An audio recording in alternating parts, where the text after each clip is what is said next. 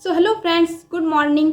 SSC CGL 2026 को लेके बहुत कम दिन बचे हुए हैं, मात्र 40 दिन। बोलिए तो 40 क्या, 38 से 39 दिन बचे हुए हैं। तो फ्रेंड्स, मैंने आप लोगों को मैथ की स्ट्रैटेजी और रीजनिंग की स्ट्रैटेजी बता दी है, लेकिन मैं आप लोगों को इंग्लिश की स्ट्रैटेजी भी बताने वाली थी और मैंने आप लोगों को प्रॉमिस भी किया था। तो फ्रेंड्स, बिना देरी किए, क्योंकि अब स्टूडेंट के पास बहुत कम टाइम बचे हुए हैं, तो ये वीडियो को 2x स्पीड पे भी आप देख सकते हैं। नहीं तो आप देख सकते हैं, मैं बहुत छोटी वीडियो और बहुत ज़्यादा ही जेन्युइन वीडियो बताने वाली हूँ। स्कोर आपके कैसे इंक्रीज होंगे। और फ्रेंड्स, अगर ये वीडियो आप बिगिनर देख रहे हैं तो मत देखिए, क्योंकि ये वीडियो उसके लिए है जो ऑलरेडी 6 से 7 महीने से तैयारी कर रहे हैं या 2-3 महीने से भी एफर्ट डाले हुए हैं। क्योंकि 40 दिन में आप कुछ भी नहीं कर पाइएगा जब तक आप पहले से कुछ नहीं पढ़े होंगे। अगर आप पहले से कुछ पढ़े हुए हैं तो ये वीडियो देखिए, आपको ऑलरेडी बहुत ज़्यादा ही बेनिफिट होने वाला है। तो फ्रेंड्स, वीडियो स्टार्ट करते हैं। पहले फ्रेंड इंग्लिश को मैं 3 भागों में बांटती हूँ। खैर, सबको ही बांटते हैं कि ग्रामर, कॉम्प्रिहेंशन और वोकैब। तो वोकैब कैसे सुधारना है, तो वोकैब के लिए आप बहुत दिन से पढ़ ही रहे होंगे ब्लैक बुक या कोई भी बुक, वो तो जेन्युइन बुक है, वहाँ से आप लोग वन वर्ड, ईडियम और एंटोसाइनो डेली रिवीजन करते हैं। तो डेली उसको टाइम दीजिए, उसको 1 घंटे में आप लोग तीनों चीज़ पढ़ डालिए, वन वर्ड, ईडियम और एंटोसाइनो। वो है, वो सबको ही करते हैं, आप भी कर रहे हैं, फिर भी स्कोर इंक्रीज नहीं हो रहा है। तो ठीक है, वो कीजिए, डेली करना है, हम भी करते हैं, आप भी कीजिए। उसके बाद फ्रेंड्स, मैं जो करती हूँ, मैं अपने टेलीग्राम पे डिस्क्रिप्शन बॉक्स में लिंक है, जाइए, ज्वाइन हो जाइए। वहाँ पर मैंने पीडीएफ डाल रखी प्रीवियस ईयर की। वहाँ से मैं कॉम्प्रिहेंशन में, जैसे एक पैसेज में 5 से 6 क्वेश्चन होते हैं, 5 क्वेश्चन होते हैं, तो मैं वैसे ही 5 करके 5 पैसेज के 25 क्वेश्चन या 30 क्वेश्चन बनाती हूँ। तो वहाँ से क्या होता है, मेरे कॉम्प्रिहेंशन पार्ट बहुत ज़्यादा ही अच्छे हो रहे हैं, क्योंकि मैं वहाँ से डेली प्रैक्टिस कर रही हूँ। जो लोग बोलते हैं कि बस रीडिंग कीजिए, रीडिंग से कुछ भी हो जाएगा, तो रीडिंग से बस आपकी रीडिंग स्किल अच्छी होती है और एक्स्ट्रा कुछ भी नहीं होने वाला है, बात खत्म है। तो मैं आप लोगों को बता रही हूँ, कोई भी चीज़ खेला यहाँ पर एसएससी में प्रैक्टिस का है। जब तक आप प्रैक्टिस पे एफर्ट नहीं डालिएगा, आप कुछ भी करके मर जाइए, आपके स्कोर इंक्रीज नहीं होंगे। और आप लोग इतना दिन से देख ही रहे हैं कि आप लोगों के स्कोर इंक्रीज नहीं हो रहे हैं। टारगेट रखिए, मुझे इंग्लिश में 40 प्लस करने हैं, तो 40 प्लस करने के लिए आपको प्रैक्टिस ही करना होगा। प्रैक्टिस से ही आपके स्कोर भी इंक्रीज होंगे। तो फ्रेंड्स, वहाँ से आ जाइए, पीडीएफ डाउनलोड कीजिए और डेली टारगेट बनाइए कि मुझे 30 क्वेश्चन 25 क्वेश्चन बना देना है। तो वहाँ से आपके हो गए। उसके बाद ग्रामर में फ्रेंड्स, मैंने कुछ नहीं कर रखा है, बस 101 जो अमन सर ने इंग्लिश के रूल करा रखे हैं, तो वहाँ से मैंने बस इंग्लिश के रूल्स किए हुए हैं और उसी को मैं 2 से 3 बार कॉपी में रिवीजन करती हूँ, जो 2 से 3 दिन में। कभी कभी डेली भी करने लगती हूँ, अगर मैं एरर की गलती होती है। वो उतना सबको किए हैं। आप वहाँ से अगर 101 रूल्स नहीं किए हुए हैं तो आप कोई भी कॉपी तो बनाए होंगे, किसी टीचर से तो पढ़े होंगे। सारे टीचर अच्छे होते हैं फ्रेंड्स, इसमें कोई शक नहीं है। जो भी टीचर से आप पढ़े हैं उन पर भरोसा रखिए। उनकी कॉपी अगर आप लोग ग्रामर की बना है तो वहाँ से प्रैक्टिस कीजिए, मतलब रिविजन कीजिए। और अगर आप लोग नहीं किए हुए तो आप लोग 3 से 4 दिन में 101 जो ग्रामर रूल सर ने पढ़ा रखी, 11 से 12 घंटे की क्लास है, वहाँ से कर लीजिए। तो फ्रेंड्स, ये रहा, ये सब कोई करते हैं। और आप भी डेली टारगेट बनाइए कि इतना कुछ आपको 2.5 से 3 घंटे में कंप्लीट कर देना है। 2.5 से 3 घंटे में बहुत ज़्यादा बोल दी फ्रेंड्स। 1 घंटे आप वोकैब को दीजिए और आधा घंटा आप पैसेज को दीजिए और आधा घंटा आप अगर ग्रामर रिविजन करें तो वहाँ दीजिए।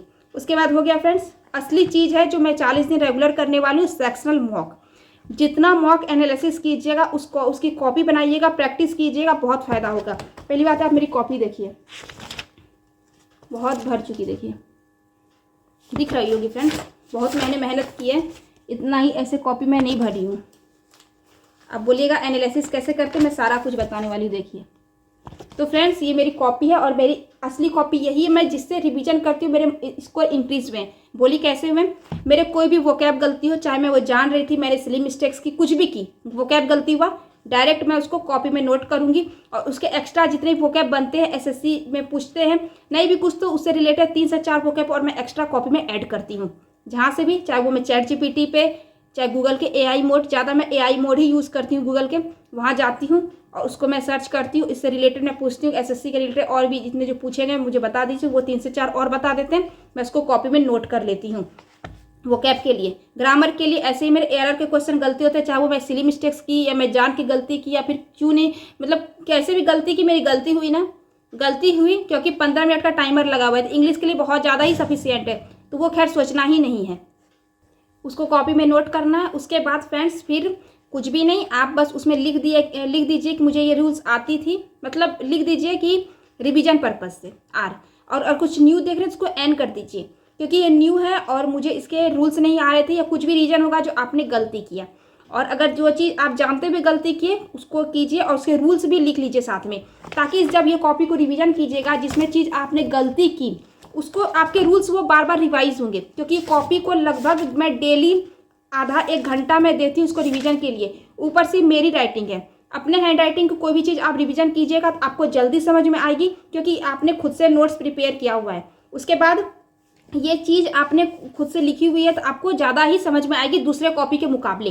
तो ये कॉपी आपके लिए रामबाण है एसएससी सीजीएल में स्कोर टारगेट के लिए कि 45 प्लस या 40 प्लस में स्कोर आए, तो ये कॉपी के अलावा आपको कोई स्कोर नहीं दिला सकता है। क्योंकि इसमें आप खुद को जान रहे हैं, खुद को समझ रहे हैं कि मैं क्या गलती कर रही हूँ, कब मैं कहाँ गलती कर रही हूँ, मैं जानते हुए गलती कर रही हूँ वो चीज़ कीजिए। चाहे वोकैब दिखे तो वोकैब नोट कीजिए, न्यू दिखे तो एन लिख दीजिए, रिवीजन पर्पस दिखे तो आर लिख दीजिए वहाँ पर नोट करके। फ्रेंड्स कीजिए, आप भरोसा कीजिए, आपके स्कोर इंक्रीज होंगे, 110% होंगे।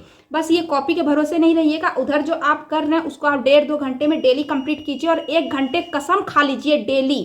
प्रीवियस ईयर मॉक आपको सेक्शनल इंग्लिश के 3 लगाने हैं, 4 भी लगा सकते हैं, लेकिन आप ज़्यादा नहीं कर पाइएगा तो 3 लगाइए। डेली 75 क्वेश्चन की प्रैक्टिस कीजिए। फ्रेंड्स आपके स्कोर अच्छे से इंक्रीज होंगे, आप भरोसा कीजिए। 10 मॉक आप दीजिए, 12 मॉक, उसके बाद देखिएगा आपके बहुत चीज़ रिवीजन मतलब रिपीट होने लगेंगे। तो फ्रेंड्स रहा रीडिंग कॉम्प्रीहेंशन, वहाँ से आपके PQRS, क्लोज टेस्ट और पैसेज तभी सुधरेंगे जब आप प्रैक्टिस करेंगे। ये सब चीज़ में ओनली प्रैक्टिस ही मांगता है। जितना प्रैक्टिस कीजिएगा, जितने आपके अंडरस्टैंडिंग लेवल बढ़ेंगे, उतने आपके वो चीज़ सही होने लगेंगे। वो जो लोग बोलते हैं रीडिंग कीजिए, रीडिंग से आपकी रीडिंग स्किल अच्छी होगी, आपको बाकी कुछ नहीं समझ में आएगा। जब तक आपकी वोकैब अच्छी नहीं है, आपको ग्रामर पे कमांड अच्छी नहीं है, या फिर आप अगर प्रैक्टिस नहीं कर रहे हैं, दोनों चीज़ अच्छी रहने के बावजूद भी प्रैक्टिस नहीं कर रहे हैं, तो भी आपके सही नहीं होने वाले हैं। फ्रेंड्स जाइए PDF डाउनलोड कीजिए और जाके बनाना आज से ही चालू कर दीजिए। उसके बाद फ्रेंड्स जो आप वोकैब में टाइम दे रहे हैं ग्रामर रिवीजन, लेकिन ये कॉपी जो 3 मॉक देते हैं, तीनों मॉक में देखिए PQRS क्यों गलती हुआ उसको 2-5 मिनट दीजिए और अच्छे से एनालिसिस कीजिए कि ऐसे हो सकता था, ऐसे हो सकता था, मैं क्यों गलती कर दी, आखिर कहाँ गलती की। आप मॉक दे रहे हैं, आपको पता होगा कि मैंने कैसे गलती किया, वो चीज़ आपको रियलाइज होना चाहिए। उसी तरह आप पैसेज कीजिए कि पैसेज में कैसे गलती कर दी, फिर से पैसेज को पढ़िए और उसको अटेम्प्ट करने की कोशिश कीजिए। तो फ्रेंड्स इतना कुछ कीजिए, देखिए आपके स्कोर इंक्रीज होंगे। क्लोज टेस्ट में अगर न्यू वर्ड कोई मिलते हैं, चाहे वो वोकैब के रिलेटेड हो, तो उसको कॉपी में नोट कर लीजिए, फ़ायदा मिलेगा। और इसी तरह कीजिए फ्रेंड्स, आपके स्कोर इंक्रीज होंगे। मैं 40 दिन ऐसे ही करने वाली हूँ। मैं ग्रामर को कम टाइम देती हूँ, आधा घंटा कॉपी रिवीजन। वोकैब को मैं लगभग 1 घंटे में तीनों चीज़ निपटा देती हूँ, क्योंकि मैं ग्रामर ब्लैक बुक को 3 से 4 बार क्या 10 बार पढ़ चुकी हूँ। 10 बार पढ़ ली हूँ, तो पढ़ने से क्या होता है कि बहुत चीज़ मुझे याद है। फिर भी रिवीजन पर्पज़ से मैं डेली उसको 1 घंटे देती हूँ, आधा घंटे, और आधा घंटा मैं कॉपी को देती हूँ वो चीज़। लेकिन असली चीज़ मेरा ये है जिसको मैं बहुत अच्छे से पढ़ती हूँ, और लगभग 1 घंटे से ज़्यादा लग जाते सारी चीज़ पढ़ने में।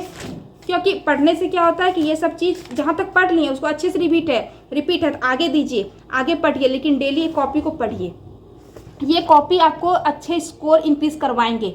और अभी एसएससी के जैसे एग्ज़ाम पास में है, सीजीएल हो चाहे कोई भी हो, तो उसके लिए फ्रेंड्स आप प्रीवियस ईयर को ज़्यादा ही एफर्ट डालिए। अगर आपके स्कोर इंक्रीज नहीं हो रहे तो आप प्रीवियस ईयर पे ही एफर्ट डालिए। आप न्यू मॉक तो बिल्कुल छुइए ही मत, प्रीवियस ईयर दीजिए। 80 से 90% प्रीवियस ईयर ही रिपीट होते हैं। मैं लगभग अगले 40 दिन यही करने वाली हूँ, मेरी यही स्ट्रैटेजी रहती है, स्टार्टिंग से भी रही है। और मैं अच्छे से कंसिस्टेंसी के साथ डेली 3 से 4 मॉक देती हूँ। तो आप भी कसम खा लीजिए, प्रीवियस ईयर 3 से 4 मॉक देना है, उसको अच्छे से एनालिसिस करना है। यहाँ असली खेला एनालिसिस का है। जो जितने अच्छे से समझ गया, जो जितने अच्छे से रिवीजन कर लिया, उसके ही स्कोर इंक्रीज होंगे। तो फ्रेंड्स मेरी यही स्ट्रैटेजी है, उम्मीद है आपको भी अच्छे से समझ में आई होगी। और सेक्शनल टाइम लगा दिया है, इंग्लिश के लिए घबराने की बात नहीं है, 15 मिनट बहुत ज़्यादा सफिशिएंट टाइम है। तो फ्रेंड्स डेली कीजिए, आप इतना कीजिए, आपके स्कोर 110% इंक्रीज होंगे। जो चीज़ मैं बताई जेन्युइन बताई, कुछ भी फेंकने वाली बात नहीं है। आप करके देखिए, आप फिर कमेंट में आके बोलिएगा कि मेरे स्कोर इंक्रीज हुए हैं। तो फ्रेंड्स मिलेंगे नेक्स्ट वीडियो बस रहेगी जीएस को लेके, क्योंकि ऑलरेडी मैंने मैथ, रीजनिंग और इंग्लिश की वीडियो तो आज अपलोड हो जाएगी। तो फिर जीएस की रहेगी, तो मैं उसको नेक्स्ट डे आप लोगों को बता दूंगी कि मेरा जीएस में क्या स्ट्रैटेजी रहने वाली है, मैं कैसे क्या करती हूँ। तो फ्रेंड्स आई होप वीडियो अच्छी लगी होगी। मिलेंगे नेक्स्ट वीडियो में, तब तक के लिए धन्यवाद।